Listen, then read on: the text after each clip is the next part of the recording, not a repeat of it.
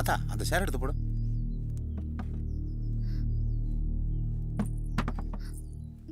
வணக்கங்க. உட்காருங்க. என்ன உங்களுக்கு தெரியாது? தெரியுமுங்க. இவர் தான் கண்டமனூர் ரகுபதின்றது. நம்ம பிள்ளையோட பழகிருந்தான்ல அந்த பயலோட அப்பா. அவங்களும் அந்த பக்கம் பெரிய தலைக்கட்டி தான். உட்காருங்க.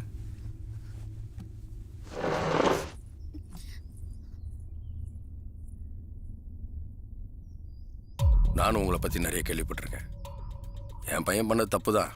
ஒரு பொண்ணை பிடிச்சிருந்தா அதை அவன் என்கிட்ட வந்து சொல்லியிருக்கணும். நான் வந்து முறைப்படி பேசியிருப்பேன். என் மேலேயும் தப்பு இருக்கு. இந்த விஷயம் தெரிஞ்சதுக்கு அப்புறமாவது நான் வந்து பேசியிருக்கலாம்.